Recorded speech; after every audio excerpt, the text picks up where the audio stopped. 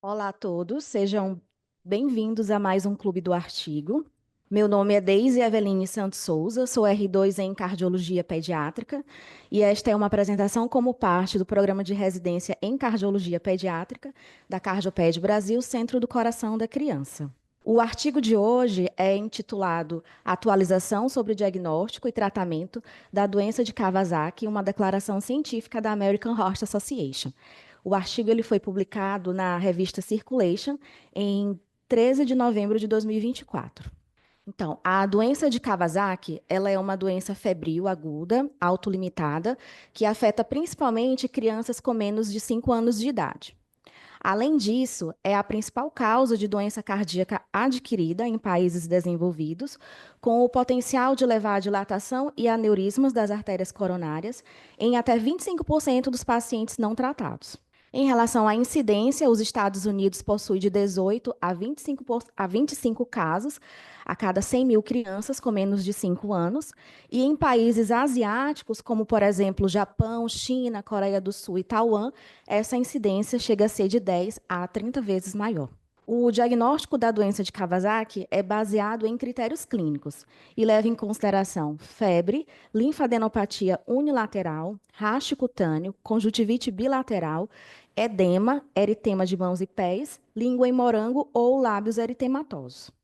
Ainda sobre o diagnóstico, na presença de 4 características clínicas principais, ele pode ser feito com 4 dias de febre, e se houver a avaliação de um clínico experiente, esse diagnóstico ele pode ser mais cedo, com 3 dias de febre. Lembrando que outras doenças febris pediátricas compartilham características clínicas com doença de Kawasaki e precisam ser avaliados com cuidado em bebês e crianças com suspeitos da doença. Também é importante ressaltar que certos achados clínicos, incluindo ulcerações orais, faringite exudativa, conjuntivite exudativa ou unilateral e erupção cutânea vesicular, não são características de doença de Kawasaki. A síndrome do choque da doença de Kawasaki vem a ser uma forma mais rara e grave da doença, nos quais os pacientes vão apresentar choque vasodilatador, hipotensão e má perfusão, que pode ser ou não associada à disfunção miocárdica. Como não existe um teste patognomônico para a doença de Kawasaki ou para a síndrome do choque da doença de Kawasaki, pode ser difícil de distinguir essas doenças de outros distúrbios hiperinflamatórios.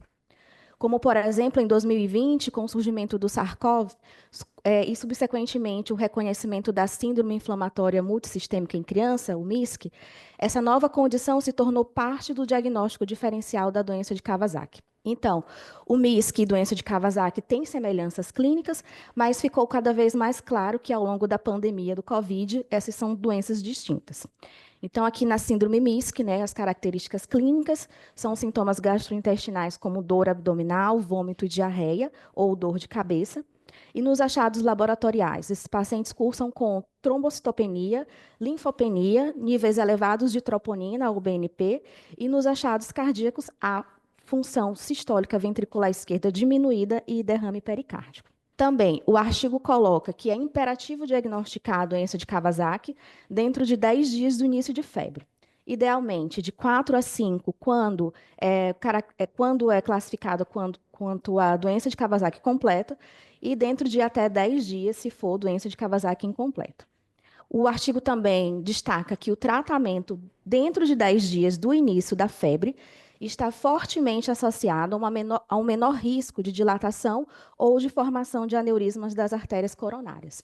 Isso é influenciado principalmente pela adoção de terapia anti-inflamatória primária, de forma o mais precoce possível. O artigo também coloca que crianças com doença de Kawasaki têm um risco de desenvolver dilatação ou aneurisma das artérias coronárias, né? E esse risco ele aumenta se esse paciente, se essa criança tiver menos de 6 meses ou se tiver um score Z de artérias coronárias maior ou igual a 2,5 no eco inicial. SON e colaboradores também estabeleceram critérios de pontuação de risco na população norte-americana. Então, eles colocaram aqui como critérios idade menor de 6 meses, raça asiática, score Z das artérias coronárias maior do que 2 no eco inicial e a presença de proteína C reativa maior do que 13. Cada um desses critérios corresponde a um ponto, com exceção do critério do score Z das artérias coronárias, que equivale a 2 pontos. E, então, uma pontuação de risco maior ou igual a 3 é fortemente preditiva de aneurismas das artérias coronárias em até 8 semanas após a doença na fase aguda. Além disso, os dados recentes sugerem que os pacientes de alto risco podem se beneficiar da intensificação da terapia anti-inflamatória primária. Aqui o artigo traz um algoritmo, né, de tratamento de o fluxo de diagnóstico e manejo da doença de Kawasaki. E também traz o que é avaliado, né, em cada critério, quais os exames laboratoriais, quais os exames realizados para a evolução da função cardíaca, aqui com a presença do eco, avaliação por eco e por eletrocardiograma, quais são os critérios que fazem parte do diagnóstico da doença de Kawasaki completo, incompleto, e quais os critérios de risco. Então, ele coloca aqui que o fluxo ele começa com aquela criança que tem suspeita de doença de Kawasaki, né, que é atendido ou no ambulatório ou na emergência, né? Então, esses pacientes eles devem fazer uma triagem laboratorial ou então uma avaliação com especialista, que pode ser um infectologista, reumatologista, cardiologista, né? Ou então uma equipe, né, multiprofissional. Esses pacientes, então, vão ser triados de acordo com os resultados em doença de Kawasaki completo ou incompleto, e então os profissionais vão avaliar se é necessário ou não a realização já de tratamento. A primeira linha do tratamento é a utilização de imunoglobulina e aspirina, né? E aqui vão ser feita uma avaliação com relação ao alto risco. Os pacientes com alto risco vão fazer uma intensificação da terapia inicial, né? Vão ser seguidos com exame clínico e laboratorial. E aqueles que não forem fazer parte desse grupo de alto risco, receberão alta e vão fazer uma transição com a utilização de uma aspirina em baixas doses e o acompanhamento com o profissional da especialidade, né? No caso, com o cardiologista pediatra. Agora, em relação à imagem cardíaca. A ecocardiografia é a principal modalidade de imagem na doença de Kawasaki. Ela é uma modalidade não invasiva e tem alta resolução, tanto espacial quanto temporal, e permite a rápida visualização de anormalidade das artérias coronárias, principalmente na sua porção proximal, né?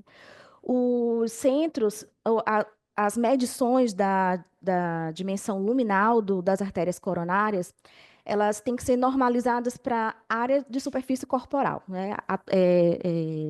Correspondendo a um score Z. A American Heart Association adotou em 2017 uma classificação que é baseada em score Z, e as diretrizes japonesas em 2020 também adotaram essa classificação baseada em score Z. Então, o artigo coloca que os centros eles devem utilizar uma mesma equação de pontuação de score Z em comparação ao longo do tempo nesses pacientes com doença de Kawasaki, porque usar uma equação diferente muda a classificação de risco adotada para a doença. Então, ele coloca aqui, os centros devem usar essa mesma equação, e para isso, os profissionais devem obter peso e altura precisos, para evitar superestimação ou subestimação do score das artérias coronárias. Em relação à localização desses aneurismas, é mais comum na artéria descendente anterior esquerda proximal e na artéria coronária direita proximal, e menos comum na artéria descendente posterior. Aqui o artigo ele traz uma tabela em que ele classifica as porções das artérias coronárias afetadas pela doença de Kawasaki e as principais janelas utilizadas pela ecocardiografia. O interessante aqui é que ele classifica essas porções em score Z. Então, um score Z menor do que 2 classifica a doença como sem envolvimento, de 2 a menos do que 2,5 com apenas dilatação, maior do que 2,5 e menor do que 5 como aneurisma pequeno, maior do que 5 e menor do que 10 como aneurisma médio, e aneurisma grande ou gigante com score Z maior ou igual a 10 ou dimensão absoluta maior ou igual a 8 milímetros. Então, o artigo ele traz algumas recomendações em relação à ecocardiografia. Aqui eu vou citar algumas, né? Então, eles falam que a obtenção de um ecocardiograma ele não deve atrasar o início da terapia e os resultados normais não excluem o diagnóstico de doença de Kawasaki. Quando os resultados são anormais, o ecocardiograma ele só vai ser um complemento útil ao diagnóstico. E resultados normais de ecocardiograma basal na primeira semana da doença não exclui a possibilidade de desenvolvimento posterior de um futuro aneurisma de artéria coronária. Além disso, um ecocardiograma ele deve ser repetido durante a hospitalização e também antes da alta, em pacientes com características clínicas de alto risco ou naqueles com resistência à imunoglobulina intravenosa. A resistência, ela vai ser definida como febre persistente ou recrudescente, maior ou igual a 36 horas após a conclusão da infusão inicial de imunoglobulina. Além disso, pacientes com recorrências de febre na semana após a alta vão precisar fazer um ecocardiograma de urgência, a menos que ele tenha algum outro diagnóstico claro, um diagnóstico alternativo claro. Os pacientes que não tiverem envolvimento das artérias coronárias durante a hospitalização deverão fazer um ecocardiograma, né, repetido dentro de 1 a 2 semanas após a alta. E aqui os autores frisam novamente que a detecção precoce do aneurisma, né, aneurisma ou dilatação das artérias coronárias, permite a instituição rápida de terapia anti-inflamatória adjuvante e na regressão ou não complicação causada nas artérias coronárias. Pacientes com nível de risco 2, que são aqueles classificados com alteração nas artérias coronárias entre 2 e 2,5 no score Z, é recomendado o acompanhamento entre 1 a 2 semanas após a alta hospitalar e uma nova visita de 4 a 6 semanas se os resultados do ecocardiograma, né, o estado clínico ou os valores laboratoriais forem anormais em 1 a 2 semanas.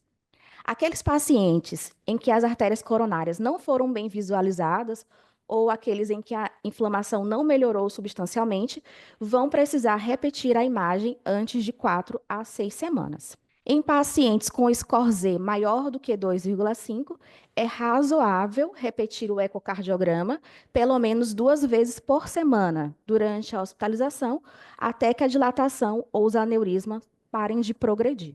Também o artigo coloca que o score Z das artérias coronárias máximo, que é atingido durante a doença, vai ser o preditor mais forte do resultado e vai orientar a classificação do nível de risco, né, pela American Heart Association e o gerenciamento contínuo. Se em uma alta por ecocardiograma e uma visita de acompanhamento com o ecocardiograma dentro de 1 semana são razoáveis para aqueles pacientes que têm um score Z maior ou igual a 2,5.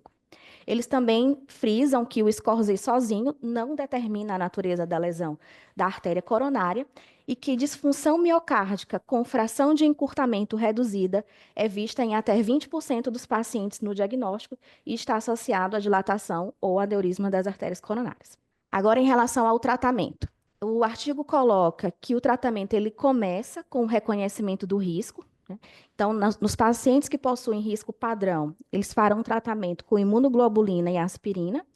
E nos pacientes com alto risco, eles precisarão fazer a intensificação da terapia com imunoglobulina e terapia anti-inflamatória adjuvante para reduzir o risco de aneurisma das artérias coronárias. A terapia inicial da doença de Kawasaki aguda é com a imunoglobulina, com 2 gramas por quilo, que é infundida de 8 a 12 horas, no sentido de reduzir a inflamação. O artigo coloca alguns pontos principais dessa terapia inicial. Então, ele coloca aqui o que é um paciente resistente à imunoglobulina, como já foi comentado, que é aquele que apresenta febre persistente ou recrudescente maior do que 36 horas, após a conclusão da infusão inicial de imunoglobulina. Ele também fala sobre a anemia hemolítica, que é uma complicação que depende da dose que é administrada de imunoglobulina. A medicação também pode levar à meningite asséptica, mas o artigo cita que essa complicação, que essa que a meningite causada por imunoglobulina tem um caráter mais transitório e sem sequelas. Além disso, todas as vacinas vivas, que incluem vacinas contra sarampo, cachumba, rubéola, varicela, devem ser adiados por 11 meses após a administração de imunoglobulina, porque a administração da imunoglobulina ela pode reduzir a eficácia dessas dessas vacinas vivas. Além disso, a velocidade de hemossedimentação ela vai aumentar com o tratamento com a imunoglobulina. Portanto, a velocidade de hemossedimentação não é um marcador confiável de inflamação após a infusão da medicação. Outros pontos que o artigo adota é que a aspirina, administrada durante o período agudo da doença, tem a sua atividade nas plaquetas inibida por anti-inflamatórios não esteroidais. Naqueles que forem alérgicos ou resistentes à aspirina, pode-se utilizar o clopidogrel ou dipiridamol, e que a terapia antiplaquetária dupla, ela pode ser considerada naqueles pacientes que têm um score Z maior ou igual a 5. O artigo ele traz uma tabela com a definição das terapias, os momentos, né, de utilização de cada fase da doença e as medicações associadas. Então, em relação à terapia inicial, ele coloca que pode ser utilizada a imunoglobulina e a aspirina. Na etapa de intensificação, pode ser utilizado a prednisolona, a metilprednisolona e medicações como infliximab e etanercept. Um estudo chamado estudo RICE, ele demonstrou que a imunoglobulina associado à prednisolona por 5 dias seguidos resultou em menor incidência de anormalidade nas artérias coronárias do que a utilização da imunoglobulina sozinha. Outro estudo, o estudo KidCare, também mostrou uma menor duração da febre e menor necessidade de terapia adicional, anemia menos grave e menor hospitalização no grupo de pacientes que utilizou a medicação infliximab. O etanercept, ele é um receptor solúvel do fator de necrose tumoral alfa. Ele é utilizado como terapia adjuvante com a imunoglobulina e ele foi estudado em um ensaio multicêntrico, duplo cego, randomizado e controlado por placebo. E houve uma menor taxa de resistência à imunoglobulina no grupo de pacientes que utilizou o etanercept, né? Em crianças com menos de 1 ano de idade, e houve redução da progressão da dilatação das artérias coronárias. Em relação à terapia adicional na doença refratária, também pode ser utilizado a ciclosporina, a anaquira e a ciclofosfamida. Na intensificação da terapia inicial para pacientes de alto risco, essa intensificação ela pode beneficiar pacientes de alto risco com doença de Kawasaki, classificados com pontuação de score Z basal maior ou igual a 5, e beneficiar bebês com menos de 6 meses de idade ou que estão na categoria de alto risco. Foi feito um estudo de progressão de aneurismas das artérias coronárias em pacientes que receberam imunoglobulina isolada e naqueles que fizeram terapia dupla com combinação de corticosteroide ou infliximab. E aqueles que foram tratados com infliximab ou corticoide mais imunoglobulina tiveram menos progressão no tamanho dos aneurismas. Agora, com relação ao choque da síndrome de Kawasaki. A instabilidade hemodinâmica geralmente melhora rapidamente e de forma significante assim que a terapia com a imunoglobulina é administrada, e a intensificação com a imunoglobulina inicial, como uma segunda terapia anti-inflamatória, precisa ser considerada. Em relação às terapias adicionais, tem-se a ciclofosfamida, que ela é indicada principalmente nos casos refratários a outras terapias. Tem-se as estatinas, que têm um efeito antioxidante e anti-inflamatório pleotrópico. Pacientes que são tratados com imunoglobulina, infliximab e atorvastatina apresentaram em estudo melhor saúde das células endoteliais e diminuição da inflamação em comparação com aqueles que foram tratados apenas com imunoglobulina e infliximab. Agora, em relação à anticoagulação, ela é indicada principalmente para pacientes com aneurisma grande nas artérias coronárias, principalmente devido ao risco de trombose luminal, tanto na fase aguda quanto na fase crônica. Os antiplaquetários a serem utilizados pode ser a utilização da aspirina ou com a combinação aspirina e clopidogrel. Já na anticoagulação, ela pode ser feita com varfarina e heparina. Em relação à gestão do infarto do miocárdio, né? Então, os pacientes com doença de Kawasaki associada a aneurisma, essa associação ela vai ser mais alta nos primeiros 2 a 3 meses da doença, sendo que o risco de infarto do miocárdio ele só começa a diminuir após 2 anos do início da doença. Além disso, há um risco persistente e contínuo de isquemia em pacientes com aneurismas de artérias coronárias grandes ou gigantes ao longo da vida. O artigo coloca que o infarto do miocárdio agudo é caracterizado como uma emergência médica. Aqui é o fluxograma da gestão do infarto do miocárdio. Então, ele coloca aqui os sintomas, né, que caracterizam uma suspeita do evento cardíaco. Em crianças, pode ser desde uma dor inespecífica, com uma localização também um pouco mais inespecífica, crianças que choram de forma inexplicada, com irritabilidade, com palidez inexplicada, ou então aqueles que referenciam dor no peito, no braço ou dor abdominal, além de mal-estar, vômito, né, e descoloração da pele. Então, esses pacientes eles devem ser encaminhados à emergência, deve ser avaliados sinais vitais, obter um acesso venoso, eles devem realizar exames de troponina, exames de coagulação, fazer um raio-x, né, de tórax. Alguns deles já devem ser administrados a aspirina, deve ser ofertado oxigênio naqueles pacientes que têm uma saturação mais baixa e morfina no caso de dor. E também devem ser avaliados por especialistas. Então, aqui ele subdivide esse fluxograma em duas categorias, naqueles pacientes que vão desenvolver síndrome coronária aguda sem supradesnivelamento do segmento ST, ou pacientes com infarto do miocárdio com supradesnivelamento do segmento ST. Esses pacientes vão seguir esses fluxogramas e, a partir dos resultados obtidos, eles podem fazer ou um enxerto de revascularização da artéria coronária ou passar por uma intervenção coronária percutânea. No manejo a longo prazo da doença de Kawasaki, ele vai ser baseado na extensão do envolvimento das artérias coronárias, com um score Z máximo, que é determinado na fase aguda da doença, e o objetivo de manejo dessa classificação, dessa observação, é prevenir trombose e infarto do miocárdio e fornecer aconselhamento para uma saúde cardiovascular ideal. A imagem de vigilância, ela vai ser adaptada à presença e gravidade do envolvimento máximo das artérias coronárias, bem como a mudança nas dimensões coronárias e na função ventricular. O ecocardiograma vai ser a principal modalidade, então, de acompanhamento desses pacientes, lembrando que a sensibilidade do ecocardiograma em detectar aneurismas das artérias coronárias distal é uma sensibilidade menor quando comparada com a angiografia por tomografia computadorizada. Então, a angiografia por tomografia computadorizada, ela permite a visualização de todos os segmentos da árvore coronária e ela pode avaliar de forma confiável os aneurismas, trombose e também pode detectar estenose em mais de 50% dos pacientes com a doença de Kawasaki.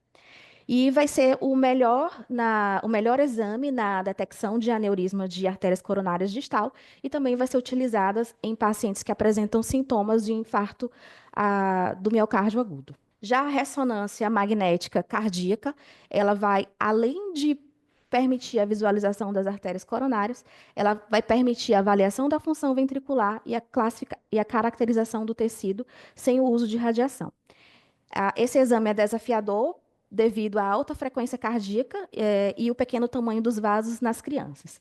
E também requer uma sedação naqueles com menos de 8 anos. O principal objetivo da ressonância cardíaca é avaliar as paredes e o lumen das artérias coronárias, detectar inflamação miocárdica, detectar fibrose e avaliar defeitos de perfusão em repouso ou em estresse. Já a angiografia coronária invasiva, ela vai delinear a arquitetura coronária, e isso vai incluir estenoses colaterais, anatomia arterial periférica e mamária interna. E geralmente ela vai ser reservada para aqueles pacientes que estão sendo considerados para revascularização percutânea. E existe uma outra modalidade, que é a avaliação de isquemia induzível, que ela já vai ser aconselhada naqueles pacientes que possuem o score Z maior do que 10. Já a ecocardiografia de estresse, ela vai ser mais fisiológica do que o teste de estresse farmacológico e ela pode ser realizada em crianças com mais de 7 anos de idade. E aqui ela vai ser uma ferramenta de triagem na avaliação da isquemia miocárdica induzível. Por fim, o artigo ele traz as direções futuras, né? E que apesar de muitos avanços, ainda existem lacunas de conhecimento contínuo sobre a patogênese, sobre os testes diagnósticos, sobre o tratamento adjuvante agudo e sobre o gerenciamento a longo prazo da doença. Então, melhorias em testes e algoritmos de diagnósticos podem incluir a incorporação potencial de inteligência artificial. Ele traz também que precisa se melhorar a estratificação de risco para o desenvolvimento dos eventos cardíacos e de aneurismas nas artérias coronárias. Ele também traz a ultrassonografia ultra rápida, que é uma nova modalidade que é capaz de capturar imagens em taxas de quadros até 100 vezes mais rápidos em comparação com o ecocardiograma convencional. E isso permite uma análise anatômica e hemodinâmica do fluxo coronário e parece ser promissor na doença coronariana, na doença de Kawasaki, desculpa. E também necessita-se de imagens de vigilância e técnicas emergentes para avaliar a inflamação e as características da parede vascular. Então, ele fala que é preciso estabelecer mais critérios baseados em evidências para o momento e o tipo de intervenções coronárias, no cenário de aneurismas, né, das artérias coronárias grandes e isquemia de forma urgente. Né? E que programas formais de transição de cuidados de saúde e equipes de cuidado são necessários para pacientes adultos com doença de Kawasaki com aneurismas das artérias coronárias para garantir a transição ininterrupta dos cuidados. Essa é a referência do artigo. Obrigada. Pois tá. Bom dia a todos. Meu nome é Moacir Fernandes de Godoy, sou médico, cardiologista, um dos coordenadores científicos da CardioPed Brasil, e hoje fazendo comentários a respeito do trabalho científico apresentado pela doutora Deise, denominado Atualização no Diagnóstico e Manuseio da Doença de Kawasaki, um estabelecimento científico a partir da American Heart Association. Trabalho bastante recente, né, agora de 2024, numa revista, na melhor revista de cardiologia, em termos de impacto, que é a Circulation, então tem tudo para ser um artigo bastante relevante, de muita informação para nós. A classificação desse artigo considerei como sendo qualitativo de campo, né, não houve intervenção no momento, trabalho de campo, transversal contemporâneo, totalmente recente, né, parado no tempo e contemporâneo, e é um artigo de revisão. Então, qualitativo, de campo, transversal contemporâneo e de revisão. Sendo assim, praticamente ele não tem avaliações estatísticas ou outra metodologia mais objetiva, digamos assim. Mas eu destaco um elemento que é importante que a gente conheça e que eles utilizaram de uma forma um pouquinho diferente, né? Que foi o Z-score. Então, o que é o Z-score? O Z-score é uma forma de estabelecer uma medida que permite comparação entre as pessoas, né? Não adianta eu falar que um determinado valor laboratorial ou uma medida anatômica está com um valor X, né? Por exemplo, um tamanho de artéria pulmonar de 3 centímetros. Não quer dizer que seja anormal ou não, só por esse valor bruto, assim. O Z-score, ele faz uma associação com a média conhecida ou esperada e divide pelo desvio padrão. Então, vejam bem, então o Z-score é o valor que você obteve, que é o valor X, desconta o valor da média conhecida do grupo e divide pelo desvio padrão. Eu fazendo assim, eu vou ter uma ideia exata quantos desvios padrão aquele valor está longe da média, né? Se a média fosse 10, a média do grupo fosse 10, e o meu valor fosse 10, veja, 10 menos 10, zero, dividido pelo desvio padrão, zero, ou seja, está exatamente dentro do esperado para aquele grupo. Um outro exemplo, se a média que eu obtenho é 10 e o valor esperado é 5 e o desvio padrão é 2, então 10 menos 5, 5 dividido por 2, 2,5. Então, estou mais 2,5 desvios padrão acima da média. O que é normal? O que é esperado? A gente espera um valor entre mais 1 e menos 1. Sempre que eu usei score estiver entre o valor mais 1 e menos 1, ele está dentro do esperado para aquela condição que você está estudando. Se ele tiver de mais 1 a mais 2, ou de menos 1 a menos 2, já é uma alteração. Só 32% das pessoas ficam nessa faixa de mais 1, de mais 1 a mais 2 ou de menos 1 a menos 2. Ainda é considerado aceitável, mas já está fora do padrão de normalidade. Mas sempre que passar de 2, ou seja, mais 2, maior que mais 2, ou menor que menos 2, isso é nitidamente patológico, porque só 5% dos valores chegam a atingir ou menos 2 ou mais 2. Então, 2,5 abaixo de menos 2 e 2,5 acima de mais 2. Então, a faixa que se considera aceitável é de mais 1 a mais 2 ou menos 1 a menos 2. Passando disso já é nitidamente patológico.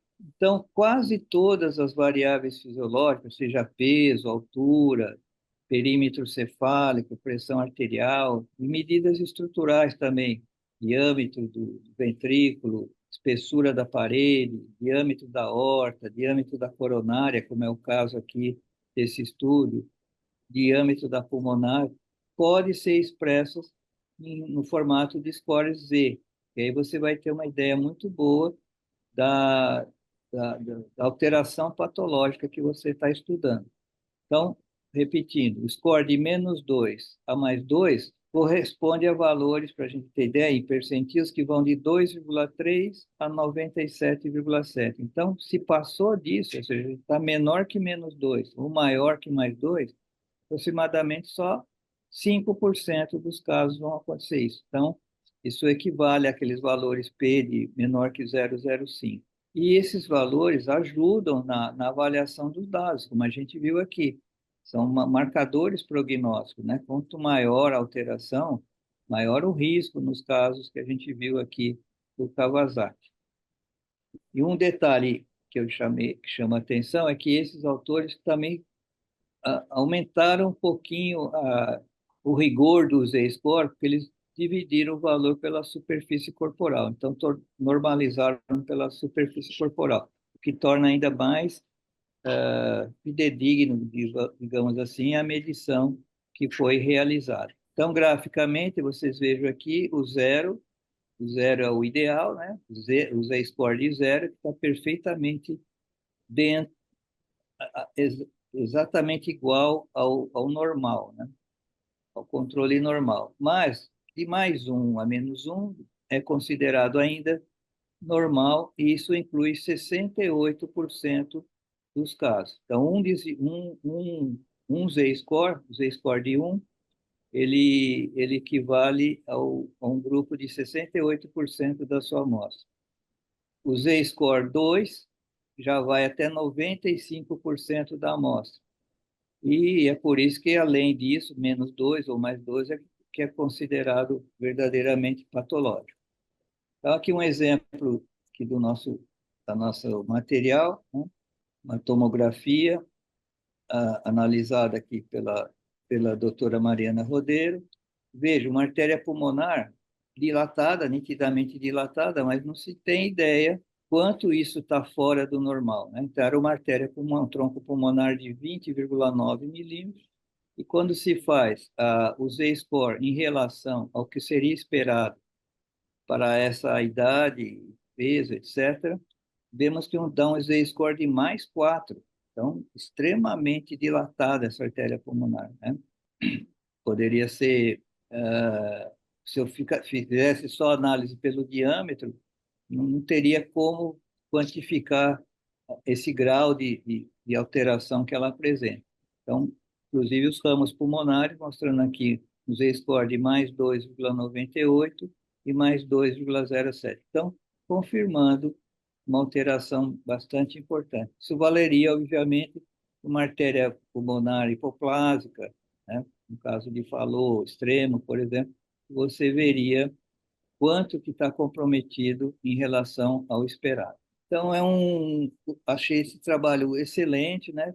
Praticamente só com pontos positivos, fortalezas, uma revisão completa sobre o Kawasaki, dá uma ideia muito boa sobre como devemos nos comportar frente a um caso desse, né? Não vejo pontos negativos, então termino a minha apresentação, fico à disposição de alguma pergunta que quiserem sobre esse assunto do Z-Score e passo em seguida à discussão por parte do nosso grupo. Obrigado.